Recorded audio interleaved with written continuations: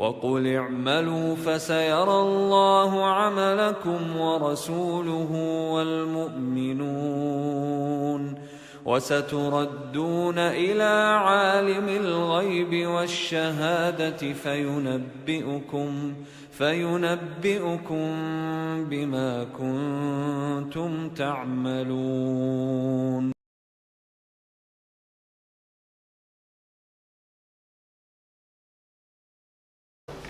سماح محمد حيدة تخرجت من كلية الآداب سنة 99 واجتازت السنة التمهيدية للماجستير سنة 60 بعد 2000 وتتقدم اليوم برسالة بعنوان أثر الوقف والابتداء في التوجيه النحوي للقراءات القرآنية للحصول على درجة الماجستير. وتتفضل الطالبة بأن تقدم لنا ملخصا لعملها. تفضل. بسم الله الرحمن الرحيم. الحمد لله الذي أنزل الكتاب بلسان عربي مبين ولم يجعل له عوجا، والصلاة والسلام على سيدنا محمد المؤيد من ربه بالمعجزات الباهرات التي أجلها القرآن الكريم وعلى آله وصحبه أجمعين. وبعد، فإنه إذعانا لأمر الله تعالى تقرأ باسم ربك الذي خلق، فقد نشأ منذ فجر الإسلام الكثير من العلوم، وعلى رأسها أشرفها علوم القرآن الكريم، ومنها علوم القراءات القرآنية والتفسير والتجويد والوقف والابتداء وغيرها. فما نشأت علوم اللغة على أساس خدمة علوم القرآن من توجيه القراءات والتفسير والتفريق بين المحكم والمتشابه وما إلى ذلك. ومع كثرة ما تزخر به المكتبة العربية على مر العصور من المؤلفات في هذه العلوم، كان الاهتمام بدراسة كل علم منها على حدة، أو دراسة علاقة التأثير والتأثر بين تلك العلوم. كما حظيت المكتبة العربية الحديثة بعدد لا بأس به من الدراسات التي تناولت علم الوقف والابتداء، وأخرى تناولت علم القراءة القرآنية، وقد قامت في أغلبها على مبدأ التحليل والتأريخ والوصف. ومن غمرة هذه الكوكبة من العلوم كان اختياري لنقطة التقاء بين ثلاثة منها، لعلم الوقف والابتداء وعلم القراءات القرآنية وعلم النحو، لتتشكل هذه النقطة في إطار منظومة ثلاثية يبرز من خلالها جانب جديد لم يحظى بعد بكثير اهتمام من قبل الباحثين، يقوم على إبراز العلاقة بين مواضع الوقف والابتداء والتوجيه النحوي للقراءات القرآنية، للكشف عن أثر الوقف والابتداء في تبيين كل وجه إعرابي يحتمله الموضع القرائي للقراءات المختلفة، متغطية في ذلك منهج الوصف التقليدي بالرصد والتأليف، الاستقراء المعطيات وتحليلها للربط بينها واستنباط النتائج الجديدة، وعلى رأسها أن اختلاف الأوجه النحوية في الموضع القرائي يرتبط في كل وجه منها بشكل من أشكال علاقات الوقف والابتداء وأنواعه التي تخصه، وتساهم في إبراز الروابط النحوية بين هذا الموضع وغيره من المواضع قبله أو بعده داخل السياق. وفي سبيل تحقيق هدف لم تتعرض له الدراسات السابقة أو تصل إلى تحقيقه، كان موضوع رسالتي أثر الوقف والابتداء في التوجيه النحوي للقراءة القرآنية، وتتكون خطط البحث مما يلي: تمهيد يتضمن بيان عدد من المفاهيم منها. أولاً، تعريف الوقف والابتداء لغة واصطلاحاً مع بيان أهميته. ثانياً، تعريف القراءات القرآنية لغة واصطلاحاً مع بيان أهمية علم القراءات وصلته بعلوم اللغة. وقد قسمت أبواب البحث إلى 3 أبواب اشتمل كل منها على عدد من الظواهر النحوية التي كان للوقف والابتداء أثر في توجيهها لإعرابه كما يلي. الباب الأول الأسماء، واشتمل على 5 فصول. الفصل الأول بيان حال الاسم الذي تبتدئ به الجملة واختلاف ضبطه على كل قراءة. الفصل الثاني فرق فيه مواضع كان للخلاف في المعطوف عليه في كل قراءة وارتباط بما يتحدد له من مواضع للوقف والابتداء. الفصل الثالث الإضافة وتغير حال الاسم بين الإضافة وغيرها بحسب كل وجه من القراءة فيها. الفصل الرابع الضمائر وعرضها. الفصل الخامس بيان الأوجه النحوية فيما وما يحدث لهما من تغيرات لا غنى عن الوقف والابتداء في إبرازها. الباب الثاني الأفعال، وفيه 5 فصول. الفصل الأول مسألة بناء الفعل بالمعلوم أو بالمجهول واختلاف القراءات في ذلك. الفصل الثاني صور الفعل من الماضي والمضارع والأمر. الفصل الثالث الغيبة والخطاب والمتكلم. الفصل الرابع في العدول عن صيغة الفعل وما يصحبه من تغير في مواضع الوقت والابتداء. الفصل الخامس كانت تامة وكان ناقصة. الباب الثالث الحروف وضم 5 فصول. الفصل الأول تغير وظائف حروف العطف. الفصل الثاني حذف الحروف وإثباتها. الفصل الثالث تبديل الحرف بغيره من أنواع الكلم. الفصل الرابع فتح همزة إن وكسرها. الفصل الخامس لم نافية للجنس. ثم خاتمة بأهم النتائج التي توصلت إليها الرسالة. منهج الدراسة وأدواته. اعتمدت الدراسة المنهج الاستقرائي التحليلي وتمثل في الخطوات التالية.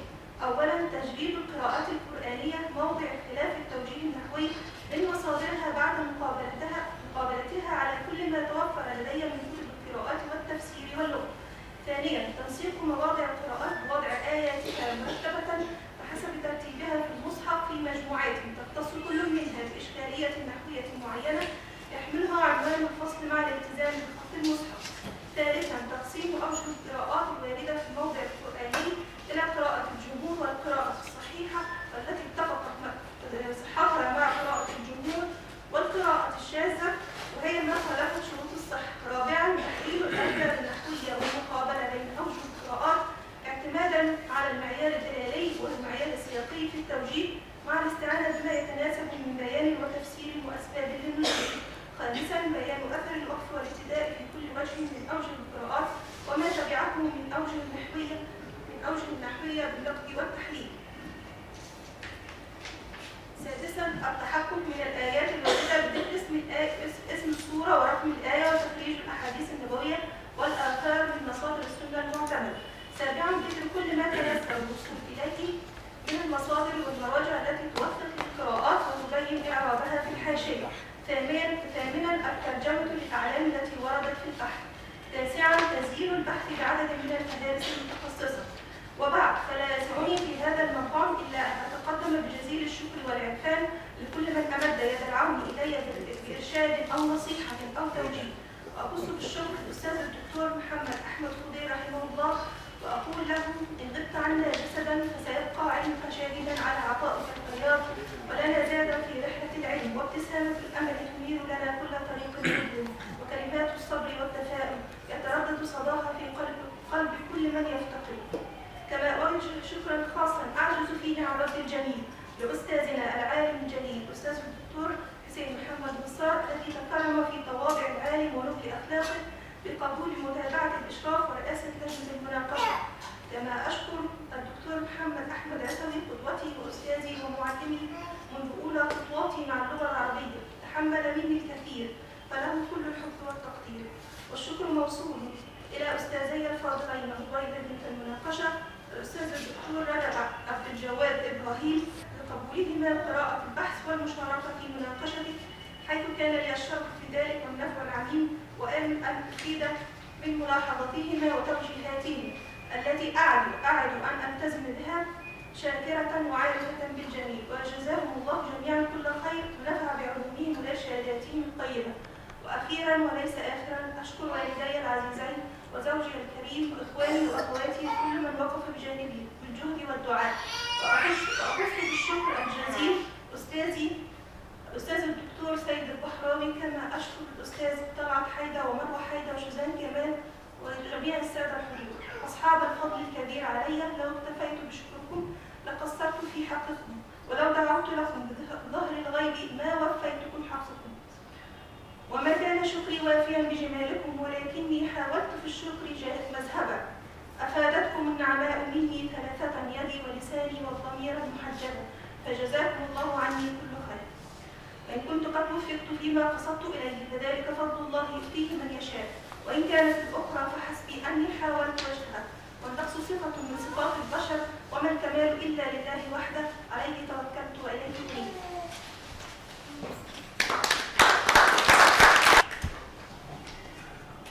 أشكر للطالبة هذا الإيجاز فإن أي رسالة أو أي إيجاز لا يمكن أن يعطي الرسالة صورتها الكاملة ولذلك نحن نقتصر على الإيجاز الشديد، عارفين بأن أعضاء المناقشة يعرفون قدر الرسالة الحقيقية.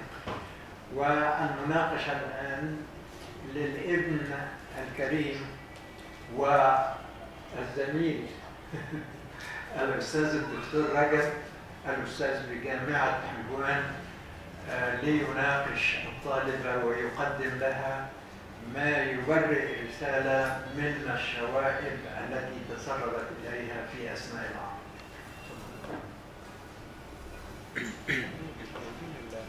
بسم الله الرحمن الرحيم. الحمد لله رب العالمين، والصلاة والسلام على أشرف المرسلين سيدنا محمد صلى الله عليه وسلم، ثم أما بعد.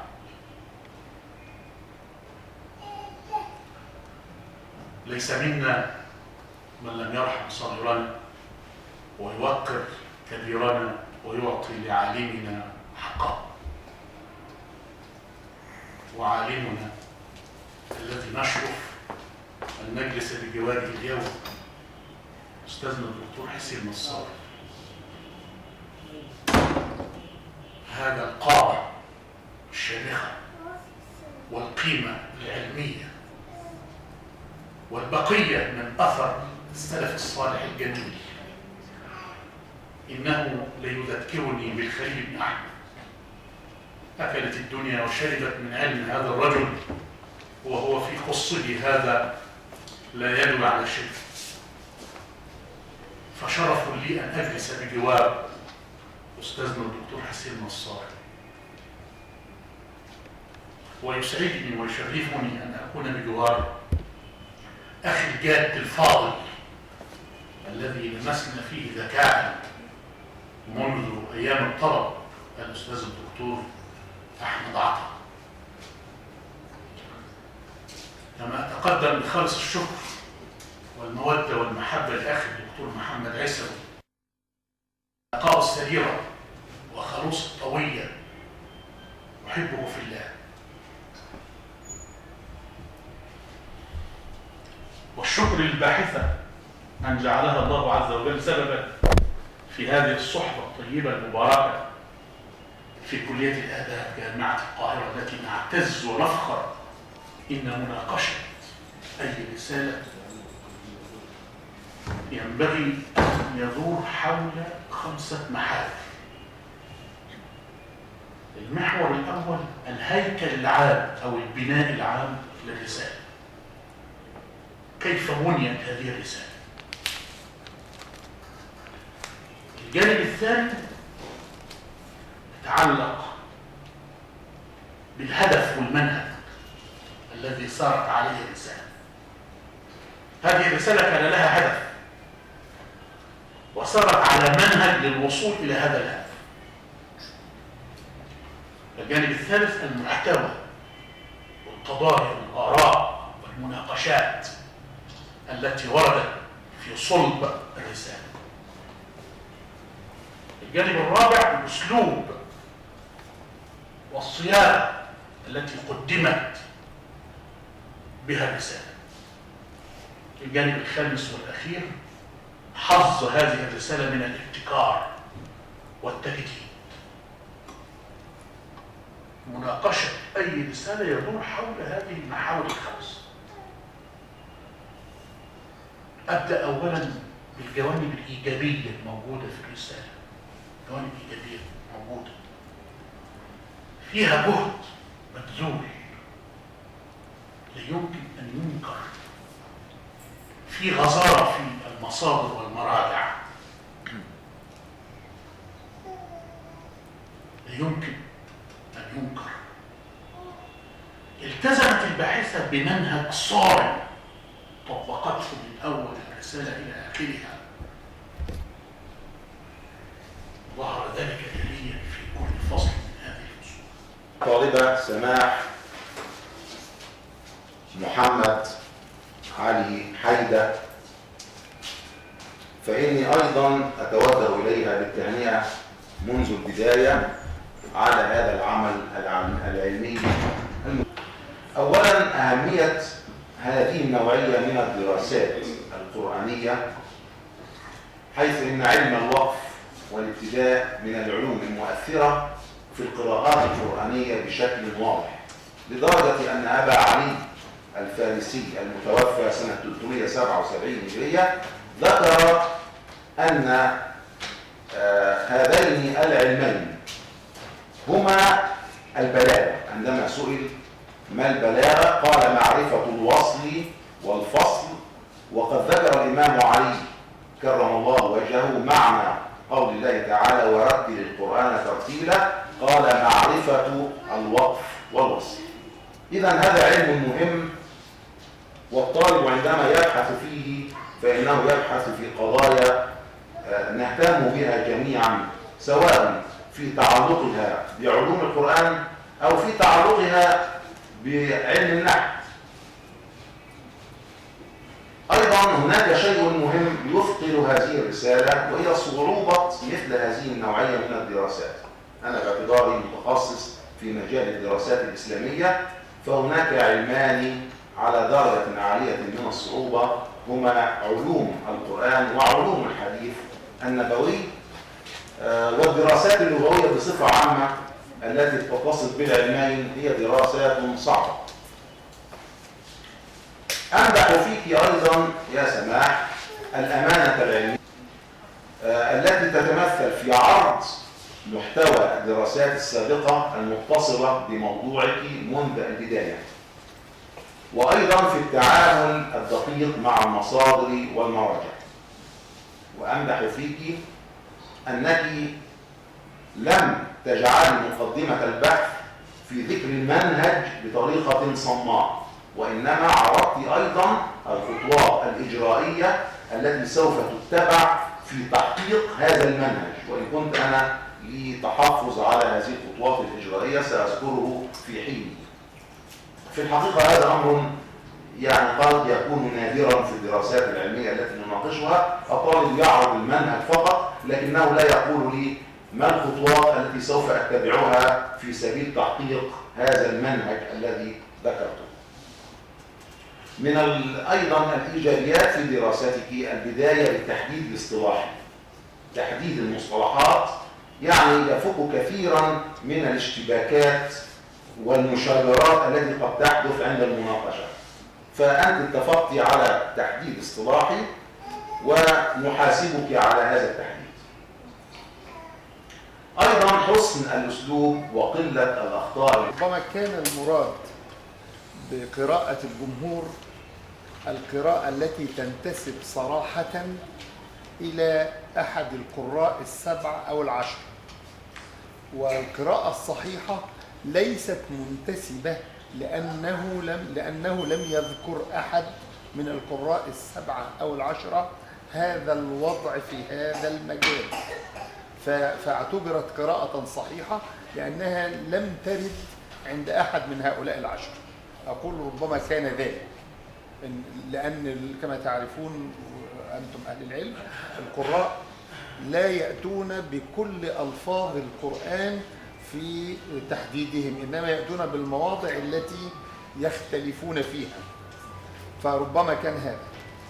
الأمر الآخر أرجو في مسألة عنوان الدراسة، أثر الوقف والابتداء في التوجيه النحوي للقراءات القرآنية. حقيقة العنوان يوهم بأنه دراسات إسلامية قرآنية، وهو في حقيقته دراسة نحوية، ولهذا السبب كان التركيز الأساسي على تقسيم المادة علميا على أبواب النحو، وما أتى من الوقف والابتداء مؤثرا في هذا الإطار النحوي أو في هذه الجهة من النحو أو تلك.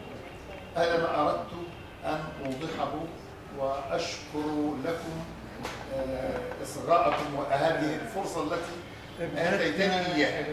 بنتنا التي كانت تريد أن تسأل. بس كنت عايزة أقول لدكتور متشكرة يا فندم.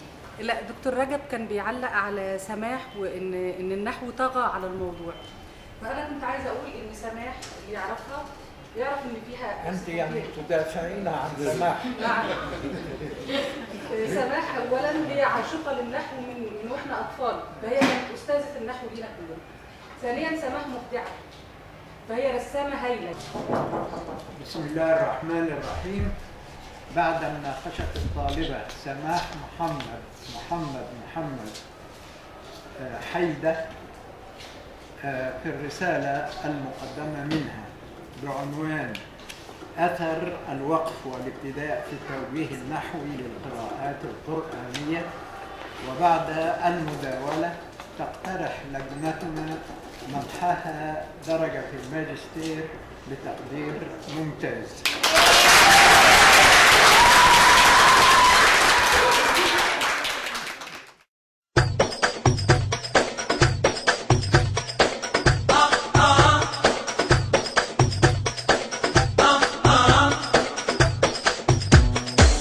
أنا مش مصدق حلم الليالي الغالي خلاص اتحقق. أنا مش مصدق ابنك من دعواتك لقاه توفى. أنا مش مصدق حلم الليالي الغالي خلاص اتحقق. أنا مش مصدق ابنك من دعواتك لقاه توفى. ونجحت خلاص، معقولة خلاص، ارتحت خلاص يا هو يا ناس.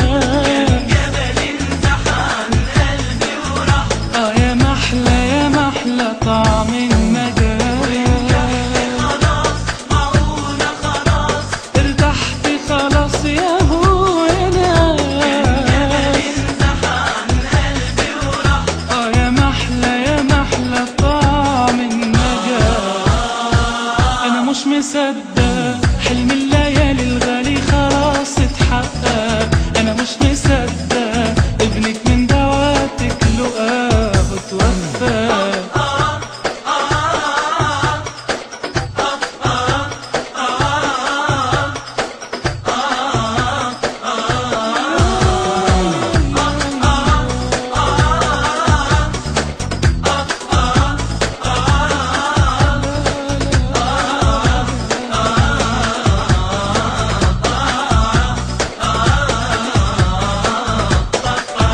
الفرحة ماهيش سيعاني وانا بين اهلي وجيراني، واتمنى ايه تاني ما تحقق اغلى اماني. لا ماهيش سيعاني وانا بين اهلي وجيراني، واتمنى ايه تاني ما تحقق اغلى اماني.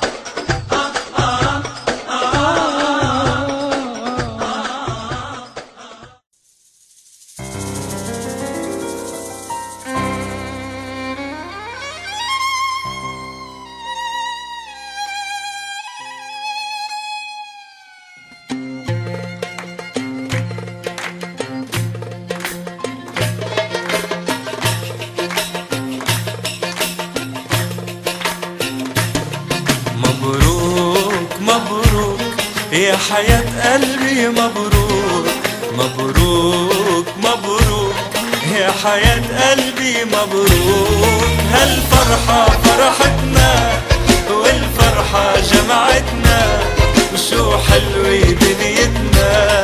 مبروك مبروك، هالفرحة فرحتنا والفرحة جمعتنا.